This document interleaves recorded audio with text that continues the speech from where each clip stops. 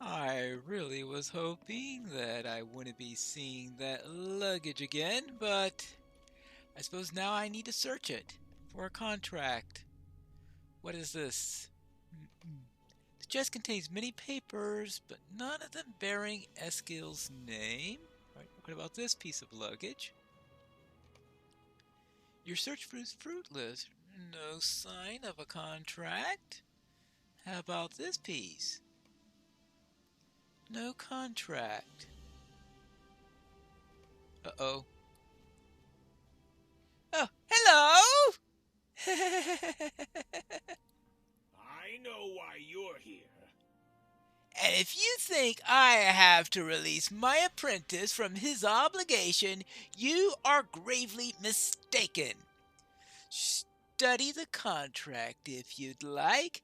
I have it right here, for I keep such things on my person at all times. You never know when someone might try to make such a binding agreement mysteriously vanish. Alright, so I get to at least read the contract. Alright, let's read the contract. Oh boy, this is quite a contract. Preamble and naming of the parties. Let it be known to all that the Lonely Mountain and its environments, and to every inhabitant of dwarfdom throughout the Middle Earth, that on this third day of October, Dian the Second Ironfoot, King under the Mountain, did recognize and witness this agreement between two parties come before him. It's recognized by the king himself. The parties are named as follows, with due identification presented and accepted in the sight of King Dain. Party of the first, Stali the Hewer, noted sculptor and artist of great renown, resident of Tumundum, the dwelling halls, known herein as the sculptor. Party the second, Eskil Bloodthumb. Noteworthy accomplishments asked for by the first party, but none were offered by the second and are therefore omitted. Also a resident of Tumundum, the dwelling halls, known herein as the apprentice. As a matter of course, the king under the mountain expresses his opinion that the parties enter into agreement of apprenticeship of their own free wills, and that no undue influence or exercised upon either party. All right, well, I hope they get down to the nitty gritty soon enough. Hmm. Section of the first duties of the apprentice. The duties of the apprentice shall not be limited in any way by the omission of any particular duty in this section, but shall be deemed to include any such reasonable responsibilities that shall be suggested by the sculptor. Well, I'm not too sure about getting yourself killed in certain places of a orc-ridden area qualifies as reasonable, but alright, I'll continue reading. The meaning of even defines reasonable. The meaning of reasonable for this section and for any following section shall be interpreted as the course most likely to be favored by the will of Dain the Second, King under the mountain. Alright, so it all depends on what Dine feels then. The duties of the apprentice shall include, but not be limited to, the following responsibilities. 1. Acquisition of materials for the creation of any works of art required by the sculptor, purchased with supplied coin, any excess coinage in the return promptly and without fail. Upon discovery of such failure, the excess shall be tallied and deducted from the apprentice's weekly stipend. See section the second. 2. Throughout weekly cleansing of workshop space. Thorough, yes, in order to foster creative work on the part of the sculptor. Any spots missed in the cleaning shall be tallied and a percentage deducted from the apprentice weekly stipend. See section the second. 3. Timely preparation of meals for the sculptor no earlier than 8 in the morning for breakfast and no later than 6 of the clock for dinner. Drinks to be made upon request. The sculptor does not like berries of any kind on his plate, but he is partial to honey and any products made from it, such as mead. The appearance of berries anywhere near the sculptor's table will be noted, and a deduction made from the apprentice weekly stipend. See section the second. 4. Praise to be made for the sculptor's work when appropriate. A private criticism of such work will be noted, and a deduction made from the apprentice's weekly stipend. Oh, you have got to be kidding! Public criticism will be noted twice and count as double. Really? 5. In the event of illness or maiming that causes the apprentice to be unable to carry out his duties, be they delay or weekly in nature, daily, yes, he is to provide a substitute for the work day or week in question. In the substituted is found lacking, such deficiency will be noted, and a deduction made from the appropriate weekly stipend. See section the second. Similarly, the apprentice is deemed to be contagious and refuses to nominate a substitute, that he will be grounds for deduction from his weekly stipend. And 6. Greeting guests of the sculptor and assessing who is to be admitted and who is deemed unwelcome. The sculptor's time is valuable and not to be wasted. Special consideration is to be given for those who bring gifts to the sculptor, especially mead. The discovery that mead might have been given as a gift, should the gifts have been informed beforehand by the apprentice, will be met with disappointment, which is worse than anger. Disappointment in this case will take the form of a deduction from the apprentice's weekly stipend. See section the second.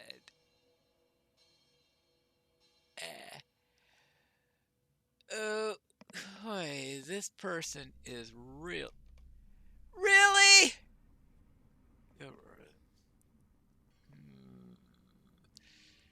Does this character have a fish life emote? I must say this is rather thorough. Section the second. Duties of the sculptor.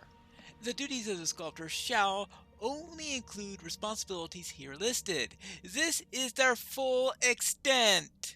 1.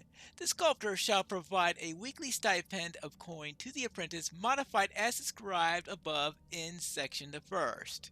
And 2. The sculptor shall provide instruction in the art of sculpting and the preparation of fine artwork as time allows, and the sculptor's inclination informed by whether the apprentice displays a natural proficiency for the subject. This propensity is to be assessed by the sculptor and by no other save the king under the mountain, should the apprentice choose to frivolously spend the king's time in this manner.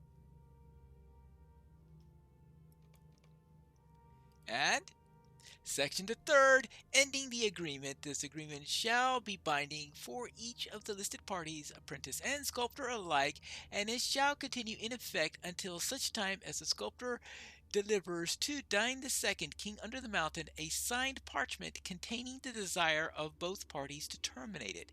Without such a delivery, the agreement will continue in perpetuity. May it be a fruitful and satisfactory apprenticeship for both parties, witnessed on this day, the 3rd of October, in the year of 3018, with the seals affixed in the hall under the mountain by Durin II Ironfoot, King under the Mountain.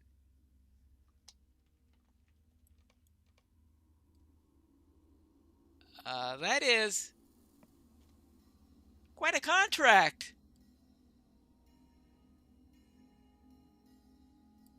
I certainly don't want to sign anything written by him. Thanks for that warning. It sounds bad, doesn't it? I'm thinking, but I see no way out of it. Does it really say that the only way to get out of the contract is to deliver a signed paper to King Durin? But he's dead. He died at the gates of the Lonely Mountain during the siege that ended the war before this one. I suppose there's nothing to be done. I'll be bound to this apprenticeship until my dying day, and that could be very well be this day. or the very latest on the morrow. Hmm. That is a bit of a problem. Oh, what? You have an idea? What do you think? I believe we could argue that despite the specific references to King Dain, it is always intended that this part of the agreement should transfer to any king under the mountain that should follow him. After all, this agreement was created with war already visible upon the horizon, and King Dain was not one to shy away from conflict. Perhaps if we petitioned King Thorin Shadowhip. No, it is too long a journey back to Erebor, and I know the Stali would not agree to make it. I would need to take the journey, and my brother will remain endangered by his master's whims while I made the trip. We need a more immediate remedy, Pineleaf. Wait, what about that section there, where Eskill is obliged to nominate a substitute to carry out his duties in the event that he becomes ill or maimed? He still has all his limbs, praised Durin, but I would say he is indeed sick of carrying out such dangerous errands for his master. But who would replace my brother in this apprenticeship until we petition the King Thor to cancel the agreement? Ah, I know just the person! Why do I have a sick feeling about this?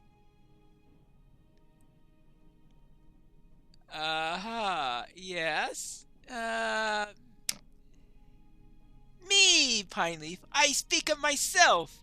I will do it. I'm not afraid of a few orcs, and I will always be more courageous than my brother, dear though he is to me, and I would not mind learning what I might about sculpting either. What does Stolly have to say about that? Well, what do you say about that? A substitute apprentice? I don't know about this. I have become quite fond of the lad after all, but now that you mention it, the meals he made were always undercooked, and he never cleaned the corners of my workshop as thoroughly as I should have. Fine. I accept Eskil's sister, Fosrit, as my apprentice in his stead, but I will deduct a portion of her weekly stipend to cover my inconvenience. I am doing you all a favor, so don't expect another. And this is what I expect, for Fosrit to find me the Zabadibin wherever they have been taken. Only then will I be happy about it.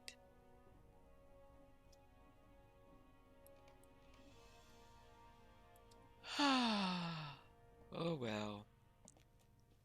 Well, I heard that Durin is visiting this place at the moment. I hope he doesn't want me to sign a contract with Stolly.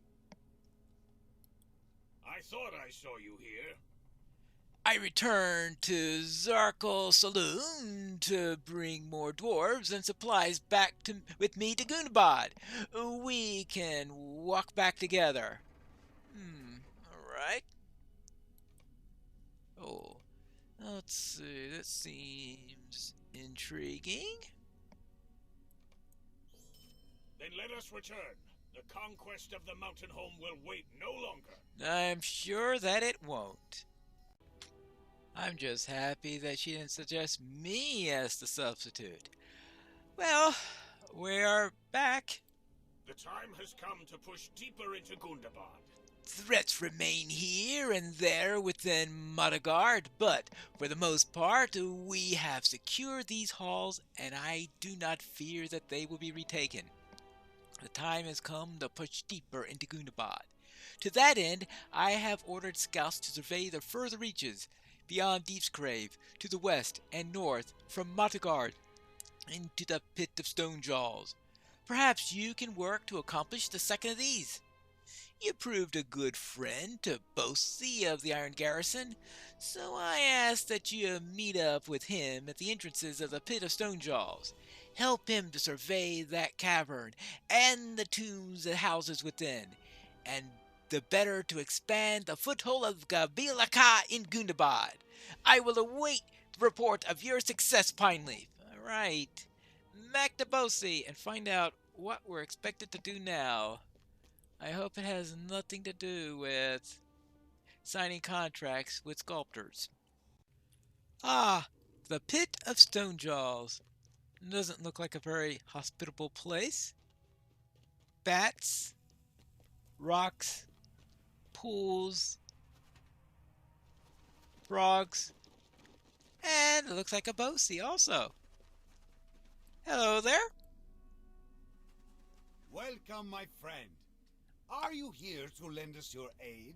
I must give my thanks to the prince when next we return to Madagard, for you have always been a great help to us in each of our endeavors. My son Bori went on ahead to seek for the House of Rest, the tombs of our people. They are said to line the walls of the Pit of Stonejaws, and I'm interested to see them as well. But something else has drawn my attention.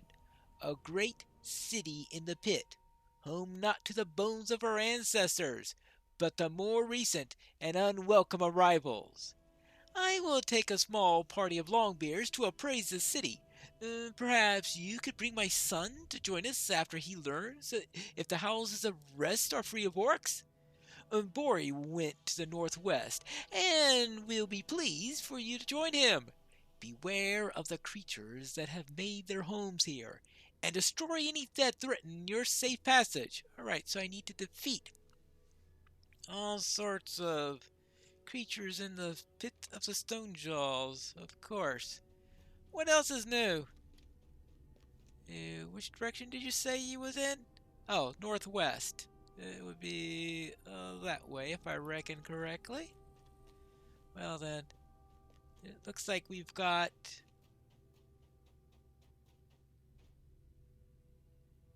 somehow, I don't think this is the northwest that he intended. What are these things? They don't look pretty.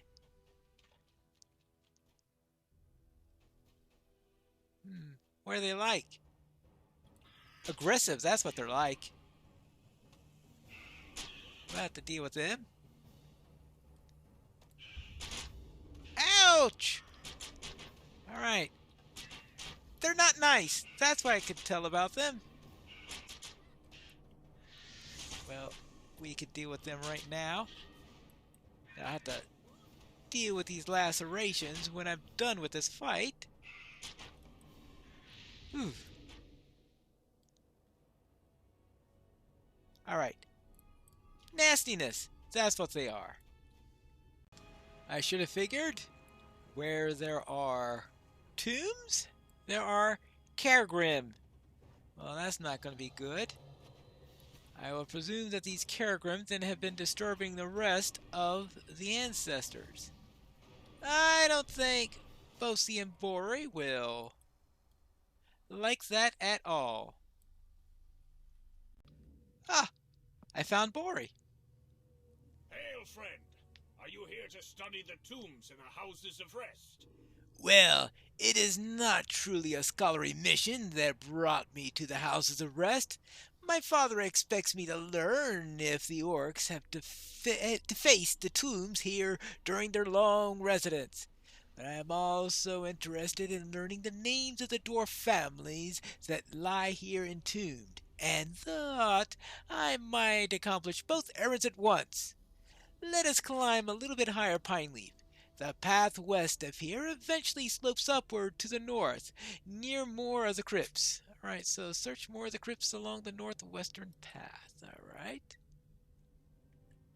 I'm not too sure I like that bat standing here in our way, so let me dispatch that, then we can be on our way where we will be able to, I hope, get through here without having to worry about all sorts of things defacing us.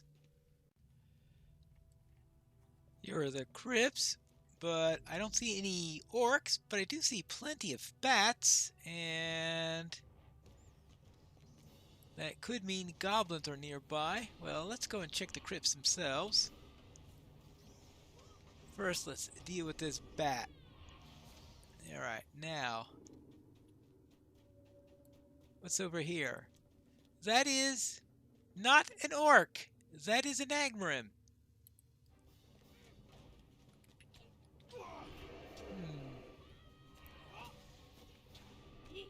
Well, well, well. It sounds like to me that there are other problems that we've got here. Orcs. Not yet. Agmarim.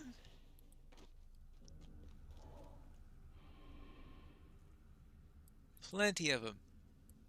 Oh boy.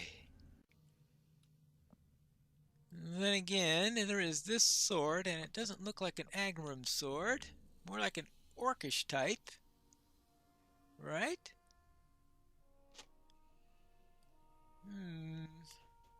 Maybe only the true king of the orcs is able to remove it? Well, let's go see if I can find Bori. Ah, here's Bori up here. Hello. What do you say? Did the orcs fight among themselves for the privilege of ransacking the houses of rest? I find this orc sword quite curious. Did they fight amongst themselves for the privilege of ransacking the houses of rest? Or they were fighting the Agmarim for it? As I climbed past the crypt entrances, I tried to read the names of the families entombed within. It was not an easy task, for most of them have faded with the passage of the years, and I could not make many of them out. I saw markers for the line of Arnvith, the line of Phalag, and Ingvi's line.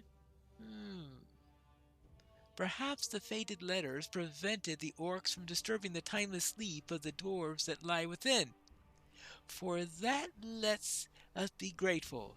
If the orcs believed these dwarves had names of importance, they might have cracked open the tombs in search of wealth. I see signs that much else in the pit of stone jaws, and throughout the mountain homes was plundered and defaced.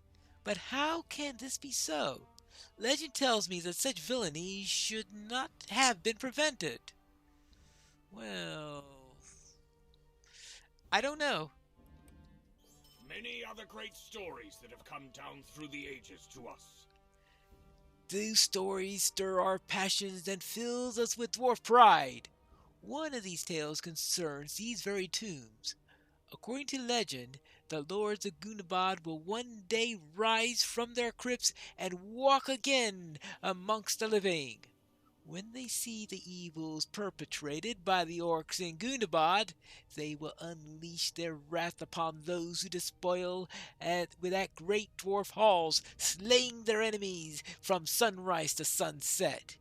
Then, when their day reckoning is done, the great lords will return to the houses of rest and slumber again for eternity, the mountain hold made free of their foes.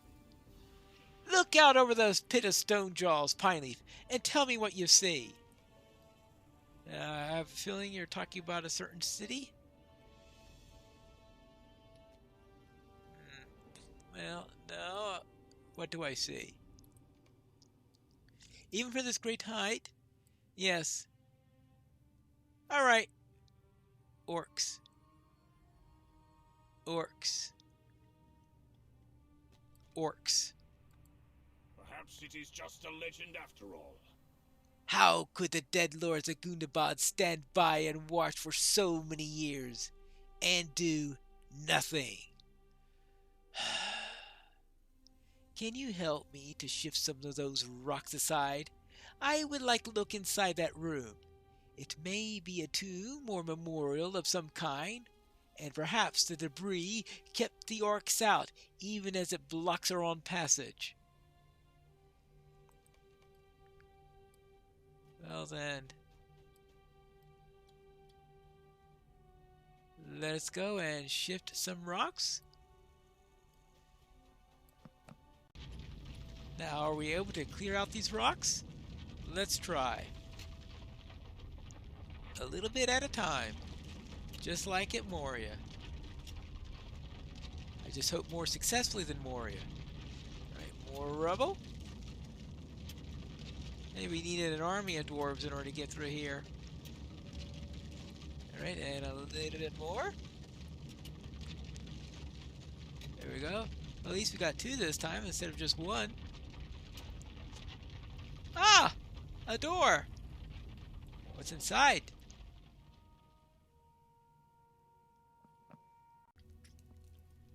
Well, it looks like the spiders got in here. Fires are still burning? Well, they must have had some sort of interesting means if they were able to do that. When they make an eternal flame, they don't mess around. Hold on here.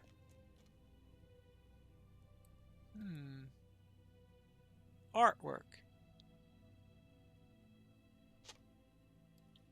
Many of the stones of mosaic have been lost to looters over the time.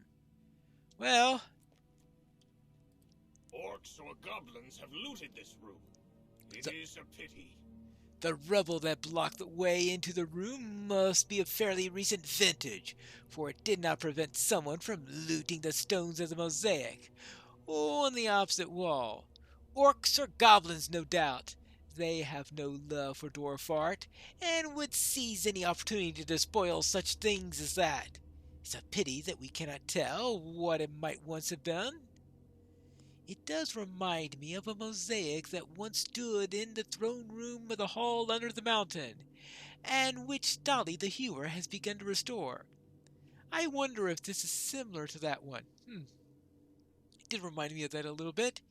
He will be interested to see, even as incomplete as it is. The curse the orcs for their damage.